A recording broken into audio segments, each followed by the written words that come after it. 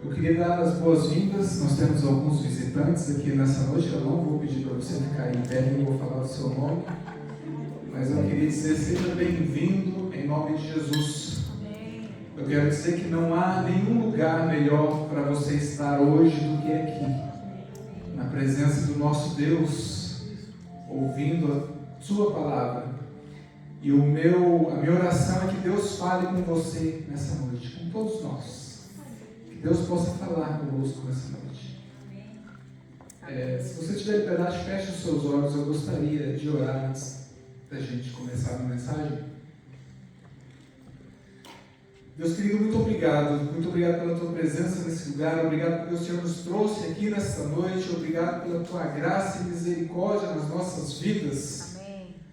Deus, nós sabemos que o Senhor é um Deus de propósito, e se o Senhor nos trouxe aqui nessa noite é porque o Senhor tem um propósito para nós. Eu te peço no nome de Jesus, fala conosco através dessa mensagem.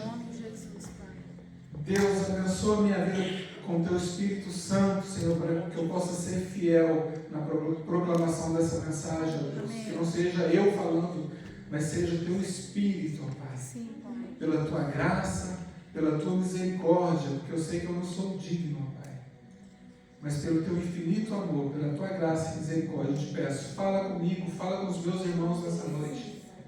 Deus, toca as nossas vidas, toca os nossos corações, transforma-nos mais um pouco, ó Deus, para que possamos sair daqui encorajados, Senhor, encorajados a te buscar, a te louvar, a buscar a tua face, ó Deus. Por favor, usa essa mensagem para falar conosco, ó Pai, e transformar as nossas vidas. Amém. No nome de Jesus. Amém? Amém? Amém. Que bom que você está aqui, que bom estar aqui. A mensagem que Deus colocou no meu coração hoje, eu passei a semana inteira procurando, pensando, buscando, e era como se tivesse uma parede na minha frente. E hoje, pela manhã, Deus finalmente me entregou algo para passar, transmitir a vocês. E a mensagem que Deus colocou no meu coração fala sobre pecado, arrependimento e salvação, nessa ordem: pecado, arrependimento e salvação. O primeiro texto que eu vou ler, eu vou estar lendo muitos textos da Bíblia hoje, mas você não precisa se preocupar. Essa mensagem está sendo gravada, nós vamos disponibilizar para você depois, e você pode ler em casa depois com mais calma, tá? Você só presta atenção quando eu estiver lendo, porque é muito importante. O primeiro texto que eu quero ler com vocês está lá no Evangelho de João, capítulo 8, verso 34, mais curtinho, e diz assim: replicou-lhe Jesus: em verdade vos digo, que todo aquele que comete pecado é escravo do pecado. Você sabia disso? Que todo aquele que comete pecado é escravo do pecado? Que nós não somos verdadeiramente livres se nós vivemos no pecado? É a palavra de Deus que diz, não sou eu. E você quer ser livre? Amém. Amém. Só um falou? Amém. Quem quer ser livre? Amém. Melhorou. Amém. Eu também. Só eu estou acordado. Mas aonde que surgiu o pecado, você sabe? Aonde que surgiu o pecado? Como que o pecado entrou no mundo? Lá atrás em Gênesis, né? através de Adão e Eva. Ali o pecado entrou no mundo porque Deus deu uma ordem e eles desobedeceram essa ordem. Então ali o pecado começou a reinar no mundo.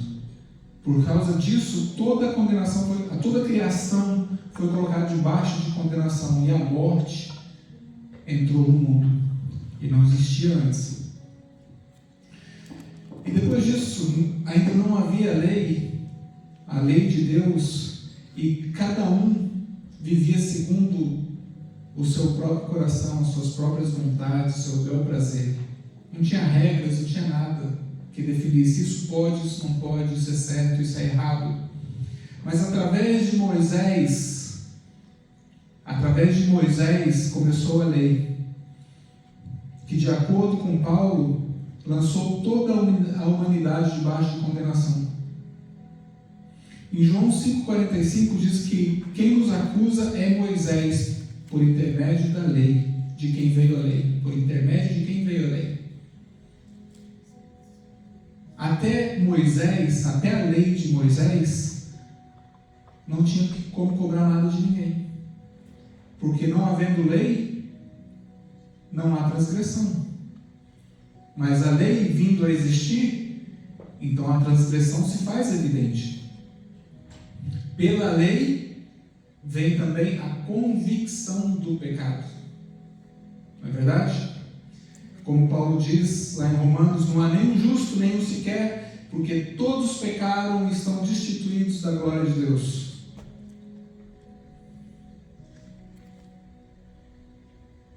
Então, nos 3 primeiros capítulos de Romanos, Paulo se esforça para colocar toda a humanidade no mesmo nível, ou seja, debaixo de condenação. Ele diz, todos pecaram.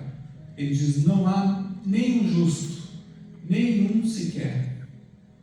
Não há, não existe. E aí nós temos lá no Novo Testamento, no capítulo 5 de Mateus, Jesus falando sobre a lei. E algumas coisas que Jesus falou, eu separei aqui alguns pontos. No capítulo 5, versículo 21, ele disse assim: ouvistes o que foi dito aos antigos, não matarás, e quem matar será réu de juízo. Isso é o que está na lei, não é verdade? Isso é o que está escrito na lei de Moisés. Mas Jesus, ele está amplificando a lei, ele não está mudando a lei, ele está amplificando o sentido da lei.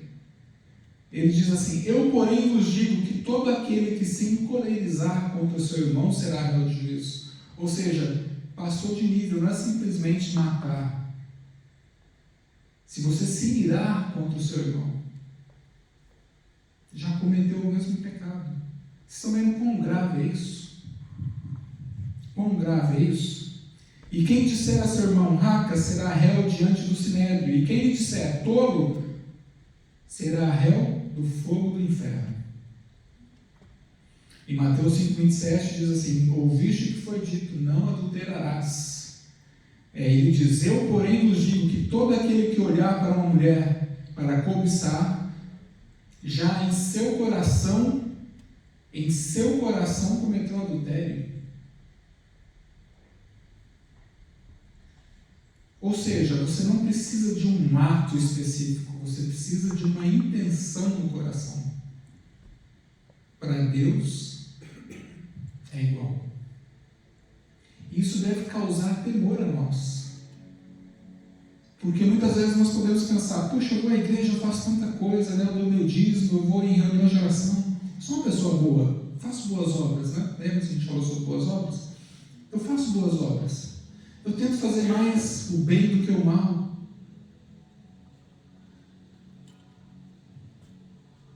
Mas Jesus está nos dizendo que apenas a intenção do nosso coração já nos condena. É simples. E ele continua. No verso 29 ele diz: se o teu olho direito te faz tropeçar, arranca-o e lança-o de ti, pois te é melhor que se percam dos teus membros, do que seja todo o teu corpo lançado no inferno. E se a tua mão direita te faz tropeçar, corta e lança de ti, pois te é melhor que se perca um dos teus membros do que vá todo o teu corpo para o inferno. Será que Jesus está falando literalmente para você arrancar o olho ou cortar a sua mão? Será que você deixaria de pecar se você cortasse a sua mão? Não, Jesus está dizendo que nós precisamos ser radicais com o pecado. Nós precisamos ser radicais, firmes, intolerantes. Essa é a palavra. Nós precisamos ser intolerantes com o pecado. Nós não podemos deixar que o pecado se torne algo comum no nosso cotidiano.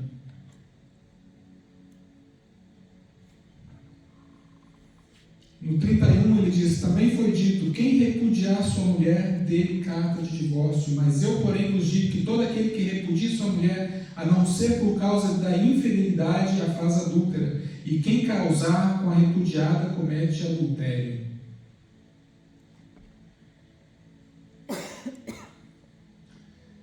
Então Jesus está colocando uma régua bem mais alta do que a que está escrito na lei. Ele está amplificando a lei. O que ele está fazendo aqui? Ele está falando da impossibilidade que nós temos de salvar a nós mesmos pela obra da carne, pelas nossas obras, pelas nossas chamadas boas obras. Não existe uma balança invisível onde nós colocamos de um lado as boas obras e do outro tudo que nós fazemos de errado, todos os nossos pecados, e nós tentamos equilibrar, tentando fazer com que o lado que estão as nossas boas obras pese mais do que estão os nossos pecados. Não existe isso. Não existe isso. Nós não passamos um minuto sequer sem pecar contra Deus. E da mesma forma como Paulo trabalha nos primeiros 3 capítulos de Romanos para expor quão pecadores nós somos diante de Deus e quão igual nós somos, porque todos nós somos pecadores, Jesus deixa isso muito claro no capítulo 5 de Mateus. São as palavras do Senhor.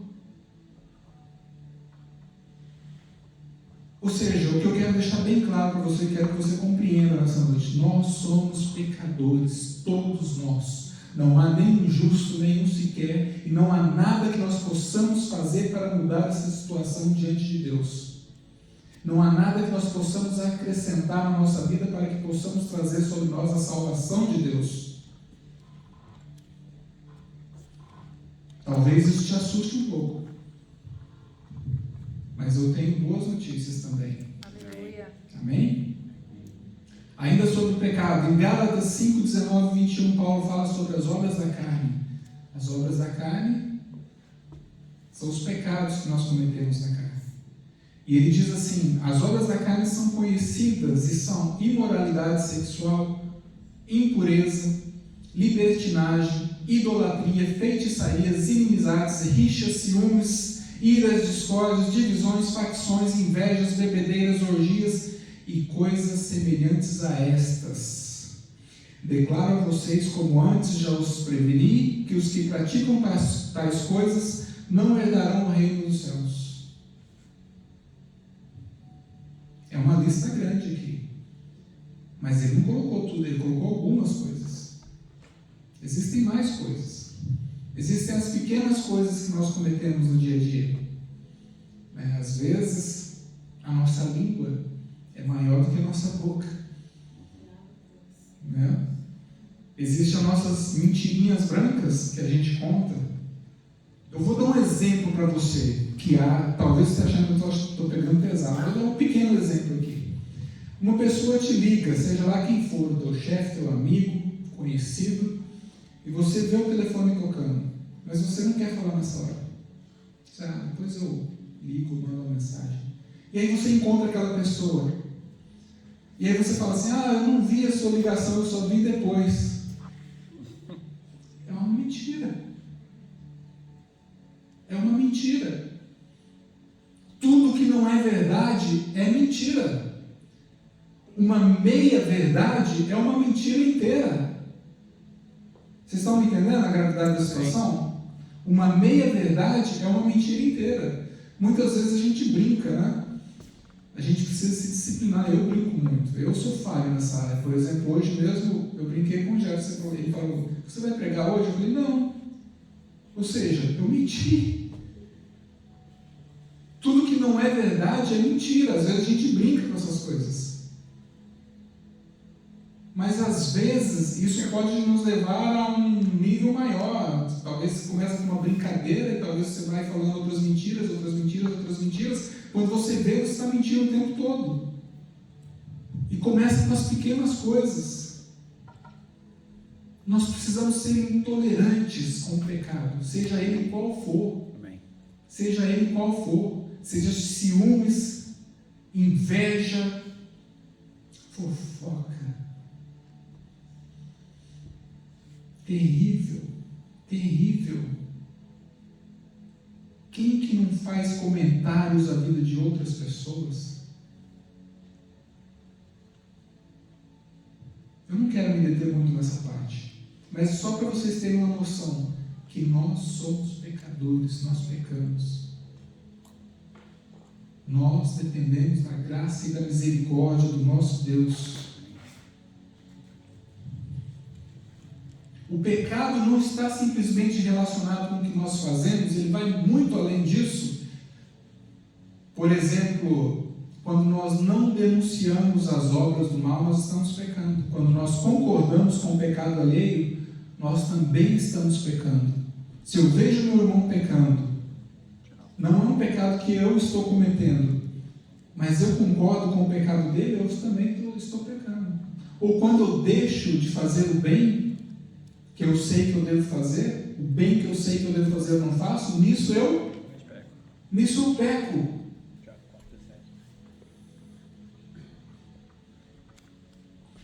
Quando nós concordamos e apoiamos qualquer coisa que seja contrária à palavra de Deus, nós estamos pecando. E hoje em dia nós sabemos que tem muitos cristãos apoiando ideias totalmente contrárias à palavra de Deus. Totalmente. Será que nós podemos chamar essas pessoas de cristãos? Hoje em dia, nós temos a palavra de Deus, a revelação da palavra de Deus, nós temos a revelação do Filho de Deus, nós temos tudo que nós precisamos, e ninguém é indesculpável ou será indesculpável diante de Deus. Às vezes, quando nós estamos lendo a Bíblia e nós lemos o Antigo Testamento ou lemos a história de Êxodo, quando Moisés tirou o povo de Israel do Egito, e o povo, quando chegou no deserto e quando passava por uma dificuldade muito grande, eles murmuravam e se arrependiam e queriam voltar para o Egito. Nós falamos: como esse povo pode fazer isso, tendo vivido os milagres que Deus fez com que eles vivessem, os milagres que Deus realizou na vida deles? Nós fazemos essa indagação. E hoje, nós temos algo que eles não tiveram. Eles tiveram os milagres de Deus, nós temos a revelação do Filho de Deus, o Cordeiro de Deus que tira o pecado do mundo. Glória a Deus.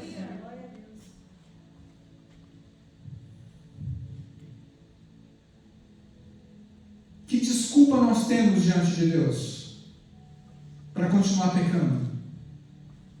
Para continuar negando o Filho de Deus? Porque é isso que nós fazemos quando nós deliberadamente pecamos. Nós estamos negando o Filho de Deus. Nós estamos vivendo como animais irracionais.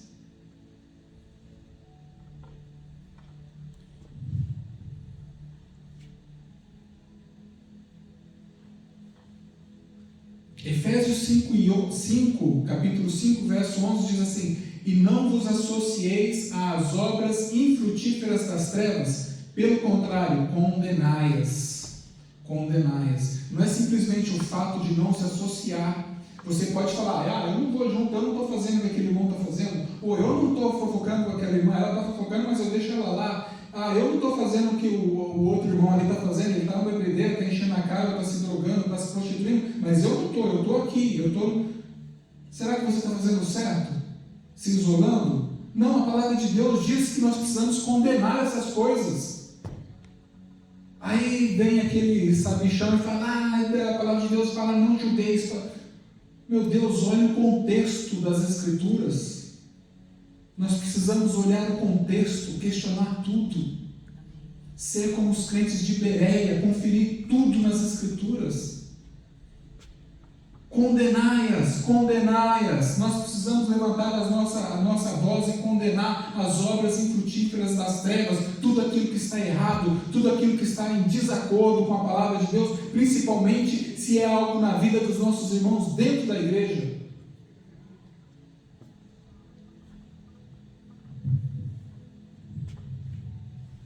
Assim como um peixe não sabe que está molhado, assim também o pecador não sabe que está mergulhado no pecado, porque ele nasceu assim, nasceu no pecado.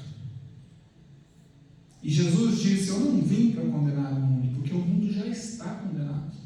Eu vim para salvar aqueles que se perderam. O pecado é algo terrível contra Deus. Davi, quando ele adulterou, ele disse assim, contra ti somente eu pequei. Todo pecado é contra Deus e nada está oculto a Ele. Nada está oculto. Nada que nós fazemos, nada que nós pensamos, nada que nós intentamos está oculto a Ele. Ele sabe tudo. Tudo. Ele vê tudo. Ele conhece as intenções do nosso coração. Eu poderia ficar aqui horas falando sobre como o pecado é ofensivo a Deus, mas eu preciso caminhar e falar sobre os outros tópicos para te dar esperança, que nós precisamos de esperança. Eu deixo a orientação, vamos dizer, um dever de casa para você: leia a carta aos Romanos, principalmente os 3 primeiros capítulos que fala sobre o pecado, como todos pecaram, como não há nenhum justo, nenhum sequer. Fala que o salário do pecado é a morte. Mas ele também fala que o dom gratuito de Deus é a vida eterna em Cristo Jesus. Amém. Aleluia.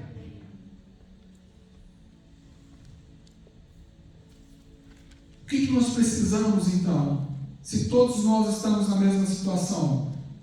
Quando João Batista começou o ministério dele, o que ele pregava? Ele pregava o batismo do arrependimento. Esse é o nosso segundo tópico. Primeiro, pecado. Segundo, arrependimento. João Batista veio pregando o arrependimento. Jesus, quando começou o seu ministério, as primeiras palavras que ele disse foi: arrependei-vos, porque é chegado a vós o reino de Deus. Arrependei-vos, arrependei-vos. Esta era a mensagem de Jesus. Foi assim que ele iniciou o seu ministério aqui na terra. Arrependimento, arrependei-vos. Quero ler um texto para você, presta atenção nisso.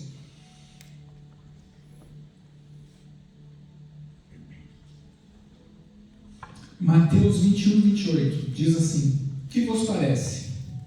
Um homem tinha 2 filhos. Chegando-se ao primeiro, disse: filho, vai hoje trabalhar na vinha. E ele respondeu: sim, senhor, porém não foi. Dirigindo-se ao segundo, disse-lhe a mesma coisa, mas este respondeu: não quero. Depois, arrependido foi.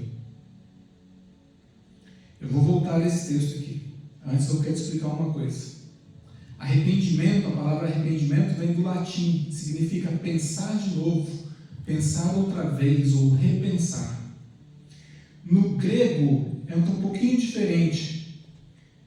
A palavra é metanoia, ou seja, mudança de mente, transformação pela renovação da nossa mente. Mas vamos focar no segundo filho, que diz que não ia, mas ele se arrependeu e foi. Ele falou: não vou. No primeiro momento, ele nem pensou, a resposta dele foi automática: ele vai trabalhar na minha, não vou.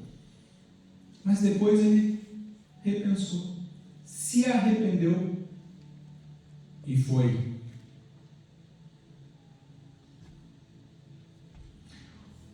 O arrependimento, ele inclui coração, ele inclui sentimentos. O arrependimento não é algo passageiro. O arrependimento é uma convicção do pecado. E essa convicção do pecado, ela nos leva a um lugar de profunda emoção. Ao contrário daquilo que eu falei a semana passada, não falei quando a gente vai orar, que às vezes você vai orar e você não sente nada, tal, mas você tem que exercitar a sua fé, e você ora e você crê, porque a palavra de Deus nos manda orar. O arrependimento, ele gera sentimento, ele gera emoção, ele gera uma convicção do pecado. Ele gera. E o arrependimento é algo que deve ser uma constância na nossa vida. Não é algo que você faz uma vez quando você se converte, quando seus olhos se abrem, você decide viver para Jesus. Nós falamos isso, não aceitar Jesus. Não é somos nós que aceitamos Jesus. É Jesus que nos aceita. Se a minha salvação dependesse da minha mão segurando a mão de Jesus, eu com certeza não seria salvo. Mas não é. A minha salvação depende da mão de Jesus segurando a minha mão. É Ele que me segura, é Ele que me sustenta, é Ele que me mantém. Tudo é Ele, não é nada de mim. Então, a nossa vida deve ser dessa forma, constantemente, um arrependimento diário, porque nós pecamos diariamente. E se você não fica arrependido, triste, contristado quando você peca, é porque existe alguma coisa errada com a sua vida cristã. Alguma coisa não está no lugar onde deveria estar. Porque a vida do cristão é essa. Nós somos salvos, se nós somos salvos já. Mas nós vivemos nesse mundo. E nós estamos sujeitos às coisas desse mundo. E nós pecamos. A gente não programa pecar. A gente não planeja pecar. O pecado na vida de um crente deve ser um acidente. Deve ser amém? Deve ser um acidente. Mas quando nós pecamos,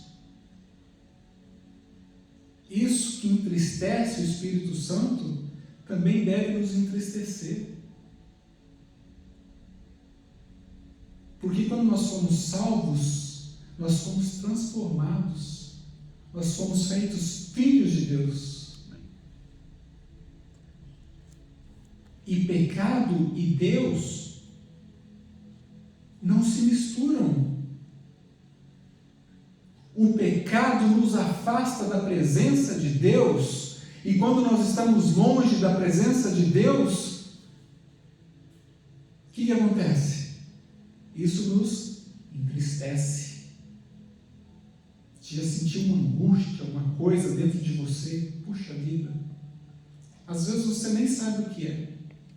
Às vezes você pecou e nem prestou atenção, e nem viu alguma coisa que você fez durante o dia. Ou às vezes você tem consciência do que você fez. Pode ser qualquer coisa. Uma palavra dura contra o seu irmão, ou sua esposa, ou seu marido, ou no trânsito você se irou. Qualquer situação. Você sabe, nós sabemos.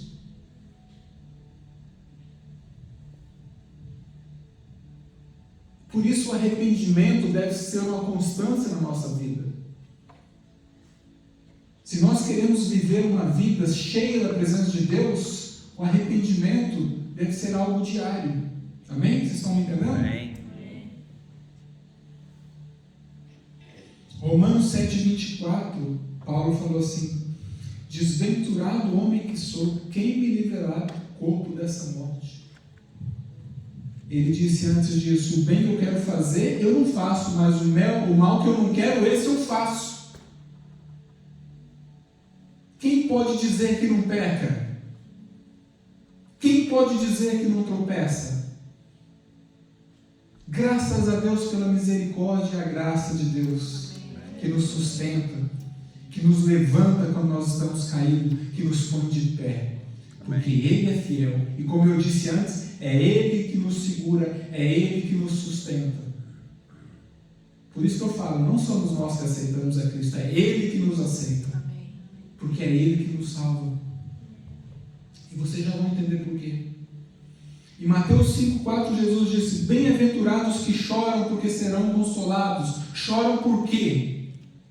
Por causa do seu pecado, por causa da sua situação pecaminosa, por causa das suas falhas, por causa dos momentos que você não consegue vencer, e você chora,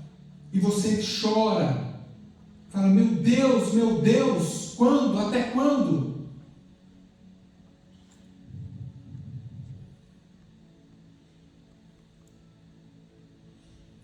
Não é possível ter um novo relacionamento com Deus se nós não tivermos também um novo relacionamento com o pecado, uma maneira diferente de nos relacionarmos com o pecado que nós vivíamos antes de encontrarmos a Cristo. E aí, esse tópico eu comecei assim, como que acontece o arrependimento? E a resposta é, pela pregação da palavra. Atos 17:30 diz assim, ora, não levou Deus em conta os tempos da ignorância, agora, porém, notifica aos homens que todos em toda parte se arrependam. Esse notificam é o quê? É a pregação da palavra. Foi assim com o profeta Jonas, quando ele pregou lá em Nínive, lembra? Que ele não queria ir, tentou fugir da presença de Deus, foi engolido por um peixe grande, se arrependeu e foi. E aí andou na cidade pelo tempo de um dia e se assentou no monte para ver o que ia acontecer com a cidade. Ele esperava que Deus destruísse a cidade. Mas não foi isso que aconteceu. Por causa da pregação de Jonas, a cidade se arrependeu, o rei se arrependeu e declarou um jejum, até entre os animais. E o que aconteceu? Porque eles se arrependeram e voltaram atrás e mudaram de mente, Deus não destruiu aquela cidade e o salvou. Eles se arrependeram por causa da pregação de Jonas. E Pedro, lá em Pentecostes, quando ele se levantou no poder do Espírito Santo e pregou, e aqueles 3.000 homens se converteram, a palavra diz que eles se arrependeram, se compungiram no seu coração. E eles perguntaram, que faremos nós? Que faremos nós? E Pedro declarou, se arrependa e cada um creia no Espírito Santo. Arrependimento, talvez você não saiba disso, mas o arrependimento é um presente de Deus. Deus é quem concede o arrependimento, não é obra nossa. Não é obra nossa, é um presente de Deus. É a graça de Deus alcançando o homem, resgatando o homem. Zacarias 12:10 diz assim, e sobre a casa de Davi e sobre os habitantes de Jerusalém derramarei o espírito da graça e de súplicas. Derramarei o espírito da graça e de súplicas. Olharão para aquele a quem transpassaram e pranteá-lo-ão, como quem pranteia por um unigênito, e chorarão por ele como se chora amargamente pelo primogênito. Ou seja, primeiro Deus derrama o espírito da graça e depois eles choram por aquilo que fizeram. Deus age primeiro. É sempre Deus. Deus é quem estende a mão para nos alcançar. Eu deixei isso bem claro a semana passada. Que Deus é quem nos salva. Nós não temos participação nisso. É uma obra exclusiva dele. Em Atos 5:31 diz assim, Deus, porém, com a sua destra o exaltou a príncipe e salvador, está falando de Jesus, a fim de conceder a Israel o arrependimento e a remissão dos pecados. Deus é quem concede o arrependimento. Vocês estão entendendo? É isso que eu estou lendo aqui. A fim de conceder a Israel o arrependimento e a remissão dos pecados. Deus é quem concede. Amém. Deus é quem concede. Deus é quem chama. Amém. Não há dúvidas de que é Deus quem concede o arrependimento. Está claro isso? Até aqui? Pecado, arrependimento. Arrependimento concedido por Deus. Arrependimento, mudança de vida, mudança de mente, transformação pela renovação da mente. Está gravando? Transformação pela renovação da mente. E ainda há outro texto, em Atos 11, 18, diz assim: e ouvindo eles estas coisas, apaziguaram-se e glorificaram a Deus, dizendo: logo também aos gentios foi por Deus concedido o arrependimento para a vida. Isso aqui foi quando Pedro foi pregar na casa de Cornélio, e todos se converteram, e depois ele voltou e contou todas essas coisas aos outros discípulos. Aí eles disseram essas palavras: apaziguaram-se, porque eles estavam discutindo entre eles, né? Como que Pedro foi lá com os gentios? Porque até o momento, então, a salvação era para o povo de Israel. E ali foi a primeira vez que os gentios também, que foi revelado o plano de Deus também para os gentios. E aqui a palavra de Deus diz: também aos gentios foi por Deus concedido o arrependimento para a vida. Quem concedeu o arrependimento? Deus. Às vezes a gente passa batido, a gente lê assim, né? E não para, e não medita, e não rumina aquilo que a gente está lendo. Foi concedido por Deus o arrependimento. Ele que concede. Só que o verdadeiro arrependimento, ele não produz simplesmente um sentimento, ele produz frutos. Ele produz frutos. O texto dos dois irmãos que nós lemos antes, que o irmão se arrependeu, o segundo se arrependeu e foi trabalhar na vinha, como o pai pediu. Ele parou, ele pensou, ele se arrependeu, ele chegou à conclusão de que ele não deveria ter falado daquela forma com o pai dele, né? Ele chegou à conclusão de que ele agiu errado, então ele mudou a mente dele. Mas ele não se arrependeu simplesmente e ficou por aí: eu me arrependi, não deveria ter falado aquilo, e foi, sei lá, passear, conversar com seus amigos, tomar uma cerveja, ou bater um papo, ou dormir, ou fazer qualquer outra coisa. Não! Ele foi fazer o que o pai dele pediu para ele fazer. Ou seja, ele teve um arrependimento, teve uma mudança de mente, teve uma ação. Ele fez algo concreto. Vocês estão entendendo? Reconhecer o erro não é o suficiente. Reconhecer o pecado não é o suficiente. É preciso ter uma transformação e é preciso ter uma ação em cima daquilo que você reconheceu, em cima do arrependimento. As ações falam mais do que qualquer palavra. Ele se arrependeu e foi trabalhar na vinha. Isaías 55:7 diz assim: deixe o perverso o seu caminho, o iníquo os seus pensamentos, converta-se ao Senhor, que se compadecerá dele, e volte-se para o nosso Deus, porque é rico em perdoar. Deus é rico em perdoar, mas você precisa deixar o seu caminho perverso e o iníquo deixar os seus pensamentos. É preciso abandonar, é preciso renunciar ao pecado. É preciso abandonar o pecado. Os frutos precisam ser visíveis.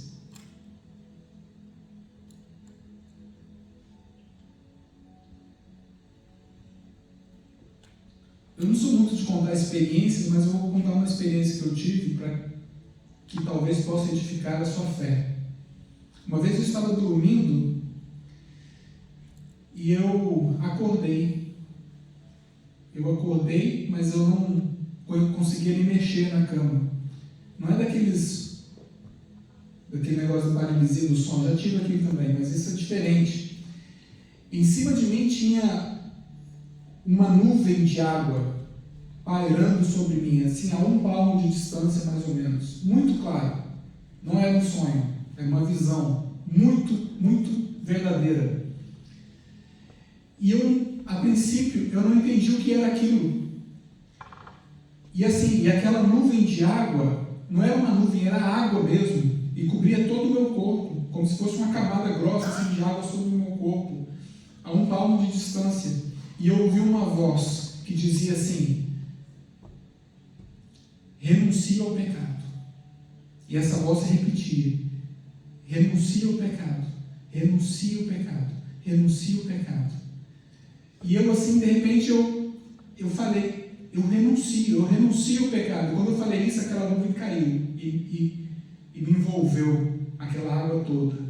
E eu senti um enchimento tão grande do Espírito Santo como eu nunca senti na minha vida. e eu queria gritar aleluia, mas eu não conseguia. Eu queria acordar a Ana Paula e contar para ela o que tinha acontecido, mas eu não conseguia. Eu fiquei naquele êxtase ali, e eu queria ficar, eu não queria que aquele sentimento fosse embora, eu queria que aquilo ficasse ali o tempo todo, eu queria que... Foi algo fantástico. Mas qual que era a mensagem? Renuncie o pecado. Nós precisamos renunciar o pecado na nossa vida. Nós precisamos ser intransigentes com o pecado. Nós não podemos abrir brecha no pecado.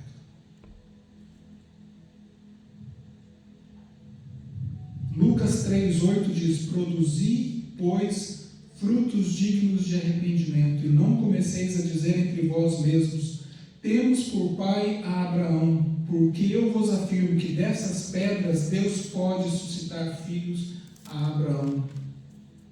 Trazendo para os nossos dias de hoje, isso foi o que os israelitas disseram, né, para Jesus: temos por pai a Abraão. E muitas vezes nós podemos pensar, porque eu venho na igreja, eu escuto uma mensagem, eu canto louvores a Deus, eu estou aqui, eu venho, eu levanto minhas mãos, eu fecho os olhos, eu canto para Deus, eu dobro meus joelhos, eu oro, e aí eu acho que está tudo bem com a minha vida.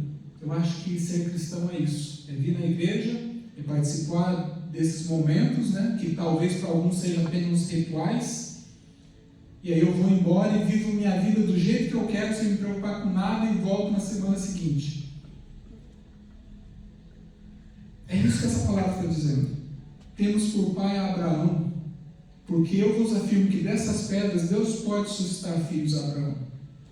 Nós precisamos ter frutos dignos de arrependimento. A nossa vida precisa mostrar quem nós somos. Eu falei sobre isso semana passada. Nós precisamos revelar ao mundo a luz de Cristo que está em nós, se é que ela está em nós. Nós não podemos ser cristãos de nome. Eu falei que cristão significa pequeno Cristo. Eu falei que nós somos embaixadores do reino de Deus. E que tipo de embaixadores nós estamos sendo se o mundo não sabe que Cristo está em nós, se é que Ele está em nós? Será que nós não estamos enganando a nós mesmos, achando que nós somos cristãos e no fundo nós não somos? Porque Jesus diz: muitos são chamados, mas poucos são escolhidos. E ele também disse: naquele dia muitos dirão: Jesus, nós não expulsamos demônios no seu nome, não curamos doente no seu nome, não fizemos tantos milagres, tantas obras no seu nome. E ele vos dirá abertamente: apartai-vos de mim, vós que praticais a iniquidade. Nunca vos conheci. Porque é possível que uma pessoa passe a vida inteira vindo na igreja, passe a vida inteira falando que é cristão, e chegue lá naquele dia e seja rejeitado, porque Deus nunca conheceu ele. Porque era uma vida falsa, era uma religião falsa. Nós precisamos atentar para essas coisas. O que está na linha aqui é a nossa salvação. É a nossa vida eterna que está em jogo. A nossa vida eterna, a nossa eternidade com o Pai é que está em jogo. Nós não podemos nos enganar, nós não podemos nos deixar ser enganados. Se você acha que há alguma coisa errada com a sua vida, ore a Deus e peça para que Ele te mostre. Ele vai te revelar. Ele vai te revelar. Mas nós precisamos consertar a nossa vida com Deus hoje. Nós não podemos deixar para amanhã, porque isso é sério. Você pode sair daqui hoje, ser atropelado ali na esquina e morrer, e acabou o seu tempo. Nós não sabemos quanto tempo nos resta. Nós precisamos estar certos com Deus o tempo todo. O tempo todo. Por isso que eu falei, o arrependimento na vida do crente é algo constante, é algo diário. Nós nos arrependemos, nós pecamos, e Deus é fiel para nos perdoar de todo o pecado. Amém?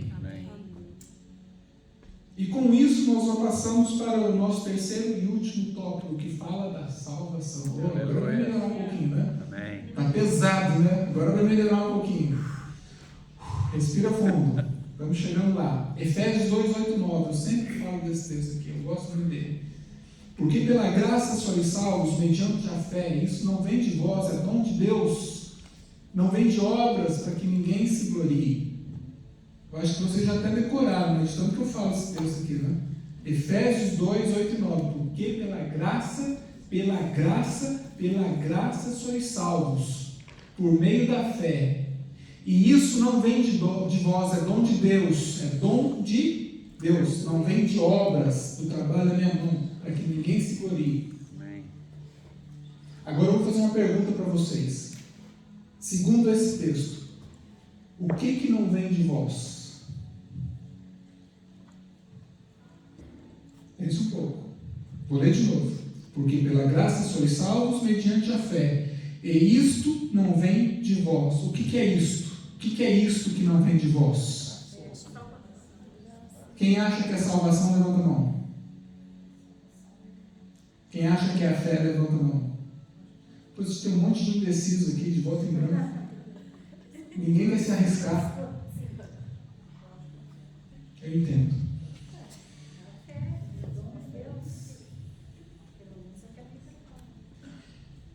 O que não vem de vós, de nós, nesse texto que nós lemos, é a fé, não é a salvação. Não é a salvação, é a fé. A fé é dom de Deus. Porque Paulo já está falando, porque pela graça sois salvos. Se ele já está falando que pela graça sois salvos, já está falando que isso é de Deus. É a graça de quem? É a graça de Deus. Aí ele continua, por meio da fé, isso não vem de vós. O que não vem de vós? A fé. Isso não vem de vós, é dom de Deus. Então a fé é um dom de Deus, é algo que Deus nos dá, Deus coloca isso em nós. É Deus que concede o arrependimento, é Deus que nos concede a fé, para que nós creiamos, para sermos salvos. Amém? Estão entendendo? Amém. E nesses dois versículos, Paulo se repete um pouquinho. Ele fala assim, pela graça sois salvos e é dom de Deus. E depois ele fala, não vem de vós e não vem de obras. Se a fé viesse de nós, pensa bem, se a fé viesse de nós, então haveria na salvação um aspecto de obras, não é verdade? Se fosse nós que produzíssemos a fé, então haveria alguma coisa de obra na nossa salvação. Mas o texto está claro, é dom de Deus. É dom de Deus. Amém? Amém. Amém. Estamos juntos. Você já deve ter ouvido falar em fé salvífica, um termo muito usado no meio cristão. É a fé por meio da qual nós somos salvos, porque existe outro tipo de fé. Existe a fé para remover montanhas, para curar doentes, para falar em línguas, para fazer obras, as obras do Espírito, os dons do Espírito. Mas eu acabei de falar agora há pouco daqueles homens que chegaram diante de Jesus e falaram, Jesus, nós não expulsamos demônio, não curamos muitos enfermos no teu nome, e Jesus, apartai-vos de mim, vós que praticais a iniquidade. Jesus não falou que eles não fizeram aquelas coisas. Ele não falou em nenhum momento. Ele falou, não, você não fez isso, não, você não curou, você não expulsou o demônio. Não, ele não falou, Jesus não falou que eles não fizeram. Como é possível alguém fazer essas coisas e não ser salvo? É possível. É possível. Por quê? Porque não existe mérito algum em se fazer essas coisas. Mérito no homem. O mérito é sempre de Deus. Nós precisamos entender. Muita gente idolatra homens, idolatra pastores. Eu vou lá porque aquele homem é um profeta, ele revela, ele faz isso, ele faz cura, ele faz... é o reteté, ele sapateia. E as pessoas idolatram, se falar que vem um homem que isso aqui o enche. Aí ele tem que botar alguém lá na porta, controlando a entrada, porque as pessoas buscam essas coisas. Coisas carnais. Mas isso não significa que aquela pessoa seja salva. Porque não é mérito do homem, é mérito de Deus. Deus usa quem Ele quer da maneira que Ele quer. Na hora que Ele quiser. Nós precisamos entender isso. Nós não podemos idolatrar pessoas. Honrar? Sim. Idolatrar? Não. Amém? Amém.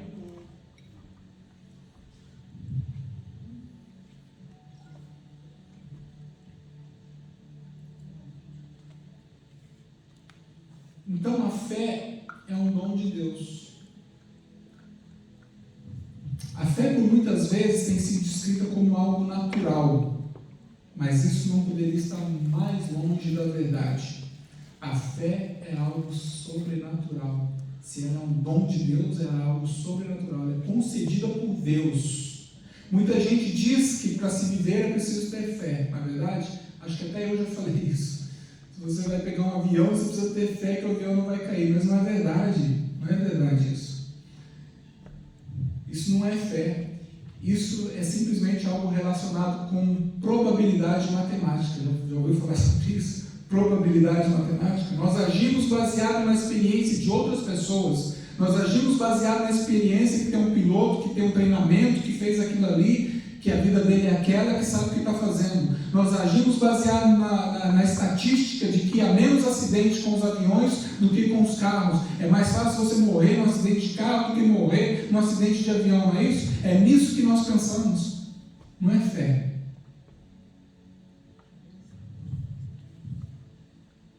Se fosse apenas uma expressão de fé, então por que o homem não aplica a mesma fé que possui nas tecnologias, nas coisas do mundo? Por que as pessoas não aplicam a mesma fé na pessoa de Cristo para que possam ser salvas? Por quê? Porque é impossível. A fé é um dom de Deus. É Deus que concede. 1 Coríntios 2,14 diz assim: ora, o homem natural não aceita as coisas do Espírito de Deus, porque eles são loucura, e não pode entendê-las, porque elas se discernem espiritualmente. O homem natural é aquele a quem Deus não concedeu ainda a fé. Ele não aceita as coisas de Deus. Para ele, essas coisas são loucuras. Quantas vezes você já tentou falar de Deus para alguém, um parente seu, e ele virou a cara para você? Já aconteceu comigo. Pessoas já ficaram bravas comigo. Porque o homem natural não aceita. Se Deus não conceder que os seus olhos sejam abertos, não conceder a ele o arrependimento e uma medida de fé, ele não vai aceitar nunca. É impossível para o homem natural. Se o homem natural não aceita e não pode entender, então não pode também gerar fé em si mesmo. Romanos 8,7 diz assim: por isso o pendor da carne é inimizade contra Deus, pois não está sujeito à lei de Deus, nem mesmo pode estar. Não pode estar, ainda que queira, não pode estar. Se Deus não conceder, ele não pode estar sujeito a Deus, à lei de Deus. Porque homem algum tem poder para fazer isso. O poder é de Deus, é Deus quem faz, é Deus quem realiza. Eu estou batendo muito na minha matéria desde a semana passada. E Deus sabe por quê, eu não planejei isso. Eu falei para vocês que essa mensagem foi dada hoje. Hoje, a semana inteira eu passei assim, com a mente em branco. Mas Deus está falando algo. Amém. Está falando algo importante. Importante para a nossa vida, importante para a nossa salvação. Amém? Amém? Você crê? Amém. Já estou encerrando, tá bom? Hoje não vou me demorar tanto quanto a semana passada. Então, nem mesmo pode estar, Romanos 8,7. O homem natural não está sujeito à lei de Deus, nem mesmo pode estar, se Deus não conceder que ele esteja. Existe algo chamado também de fé histórica. Você já ouviu falar sobre isso? Fé histórica. Interessante isso. O que é fé histórica? Ou fé intelectual. Nós conhecemos pessoas, e muitas pessoas, que têm esse tipo de fé, mas a gente só não sabia como que era o nome disso. Fé histórica ou fé intelectual. Talvez por essa pessoa ter crescido num ambiente religioso, ia na igreja sempre, participava das reuniões, porque cresceu desde criancinha, mãe levava, pai levava, escolinha, né, na igreja, participava, pode até ter sido batizado em algum momento, né, porque todo mundo batiza, os amiguinhos batizam, né, os adolescentes, também quero, senão eu vou estar sendo excluído, me sentir excluído, né? E a pessoa vive esse tipo de vida sem ter realmente tido uma experiência de arrependimento verdadeiro ou uma total dependência de Cristo para a salvação. Ela vai porque ela se sente bem, ela vai porque é o ambiente que ela cresceu, ela vai porque é isso que ela viu a vida inteira. Então ela se sente bem ali, gosta de estar ali. Isso é chamado fé histórica, fé intelectual, fé daqueles que são levados a estar ali, mas que ainda não têm uma experiência pessoal com Cristo, uma experiência de salvação, uma experiência de transformação. Parece lógico crer, né? Já que através da religião essa pessoa pode obter respostas que para a vida que o mundo talvez não tenha como oferecer. E ali ela encontra alguma coisa. Mas isso não quer dizer que ela seja salva. Porque essa fé, ela não produz nenhum tipo de comprometimento.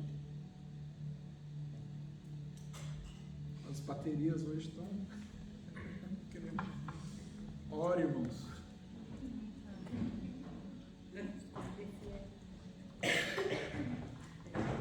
Essa fé histórica, ela não produz nenhum tipo de comprometimento com o reino de Deus.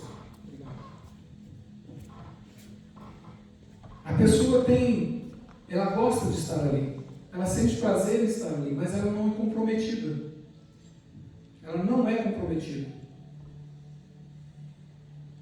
Todos nós já passamos, talvez todos nós já temos passado por essa fase de fé intelectual. Mas se algum de vocês ainda encontra nessa fase, se você está aqui porque você cresceu, ou porque você está acostumado, você gosta de estar no meio desse povo, mas você não teve ainda aquela experiência de salvação com Cristo, busque de todo o seu coração, porque a palavra de Deus diz que aquele que busca, acha. Aquele que bate, se abrirá. Amém? Você crê? Busque, e o Senhor irá se revelar a você. Ele falará com você e vai transformar a sua vida. Vai te mostrar que existe um nível de comunhão com Deus que você ainda não experimentou. Amém?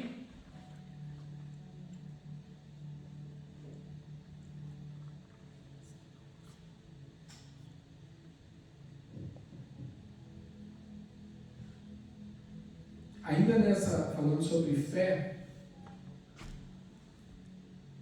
havia um homem, só uma pequena ilustração, havia um homem que colocou uma tábua, fez uma prancha em cima de um redemoinho na água e começou a andar naquela prancha, para frente e para trás, fazendo tipo uma apresentação. E aí ele colocou um barril também, e começou a andar em cima do barril. Aí ele falou para um rapaz, um jovem que estava ali assistindo aquela apresentação. Ele perguntou assim: você crê que eu posso andar nesse barril até o outro lado e voltar sem cair? Aí aquele jovem, porque já tinha visto ele andar ali, falou: sim, eu acredito que você consiga. Aí ele falou assim: então entra no barril. Ele falou: eu não. Então essa é a diferença entre a fé intelectual, porque está ali, porque cresceu naquele ambiente, e a fé salvífica, que você se lança aos pés de Cristo, que você crê e você sabe que você está salvo nele, porque ele é fiel, porque todas as promessas que ele fez, ele cumpriu, porque ele prometeu que voltaria e ele voltará. E ele disse: eu sou o caminho, a verdade e a vida, ninguém vem ao Pai a não ser por mim. Nós sabemos que nele nós estamos seguros, nós sabemos que ele é que nos sustenta, ele é que nos mantém de pé, ele é que nos mantém firmes. Eu digo a vocês, e eu já vi muitos pregadores dizer: se fosse possível um crente genuíno, que foi salvo pelo sangue de Cristo, perder a salvação, eu perderia. Se fosse possível. Mas não é. Porque a nossa salvação não depende de nós, depende dele.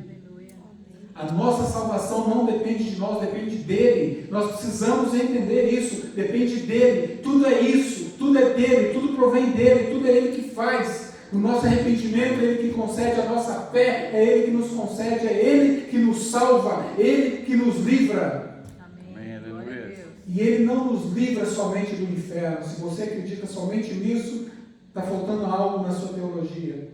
Ele nos livra também do pecado. João Batista disse quando viu Jesus: eis o Cordeiro de Deus, aquele que tira o pecado do mundo. Ele nos livra do pecado, ele nos livra das garras do pecado, ele nos livra do poder do pecado. Amém, aleluia. Vamos ficar de pé, a gente está encerrando.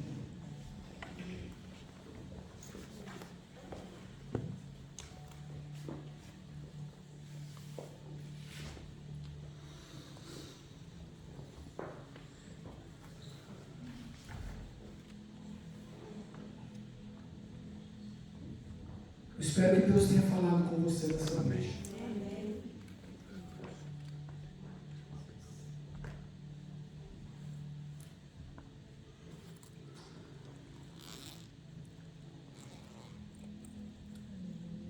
Jesus disse que os sãos não precisam de médico. Quando ele disse isso, ele não quis dizer que haveria alguém que pudesse ser são. Mas existem pessoas que acham que são sãs, que não precisam de médico. Mas como eu disse aqui antes, todos nós precisamos. Amém. Todos nós dependemos da graça, da misericórdia de Deus, do sacrifício de Cristo. Todos nós. Não existe exceção. Quando nós chegarmos lá no céu e conversarmos com Paulo, com Pedro, com Isaías, com Enoque, com Moisés, todos eles dirão a mesma coisa: eu estou aqui por causa do sacrifício de Cristo. Glória a Deus. Não é por nada que eu fiz. Amém. Verdade. Não são as minhas obras, é a obra dele na cruz. Amém. É o sacrifício dele na cruz. Aleluia. É o sangue derramado dele que cobriu todos os meus pecados. Aleluia. Ele é o autor da salvação. Ele é o autor da nossa fé. É ele. Amém. Tudo é ele. Tudo começa nele. Ele é o alfa e ele é o ômega. Ele é o princípio e ele é o fim. Aleluia. Aleluia. Glória a Deus. Obrigado, Pai. Louvado seja o teu nome, Senhor. Que privilégio nós temos de sermos chamados filhos de Deus. Romanos 5,8: Deus prova o seu amor para conosco em que Cristo morreu por nós, sendo nós ainda pecadores. Nós estávamos mortos em nossos pecados. Quando você está morto, você acha que morto escuta alguma coisa? Será que morto tem capacidade de abrir os ouvidos, de abrir os olhos ou tomar alguma decisão? Não! Aleluia. Morto não é capaz de tomar qualquer decisão. É Ele que nos dá a vida. Aleluia. É Ele. Nós vamos ouvir uma música. Se você quiser cantar, você cante junto. Feche os seus olhos. Vamos ter um momento para meditar naquilo que Deus realizou por nós. E durante este diálogo com Deus, Ele me deu uma canção nova. Eu vou cantar para você. Se acomode no seu lugar, sente um pouquinho. Oh, não, não, não, não, não. Porque me resgatou, porque me trouxe aqui, porque me queres, Deus, tanto assim. Se contra o céu peguei e contra ti também, minha vida eu destruí. Como errei,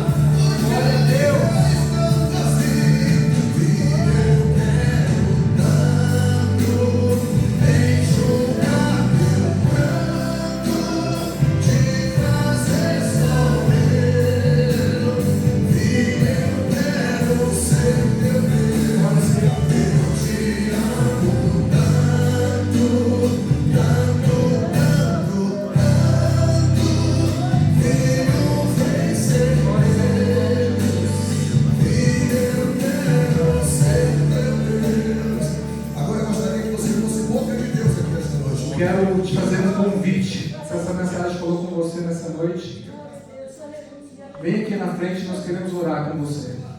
Se você quer fazer uma oração de entrega para Deus hoje, declarar que você pertence a Ele, clamar pelo agir de Deus na sua vida, não fique com medo, não fique tímido, não pense nas pessoas que estão ao seu lado, pense que é entre você e Deus, é você e Ele.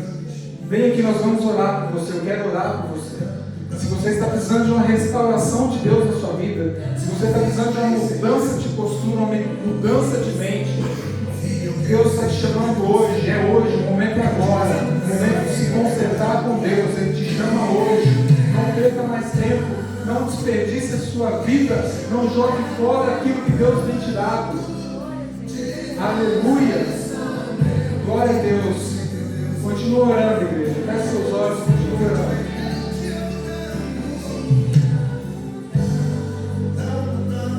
Oh, Jesus, muito obrigado.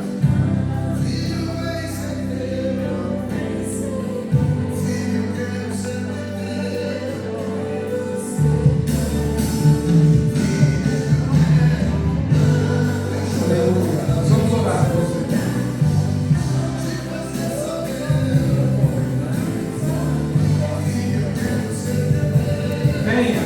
Venha. Se você precisa consertar a sua vida com Deus, esse é o momento. Esse é o momento.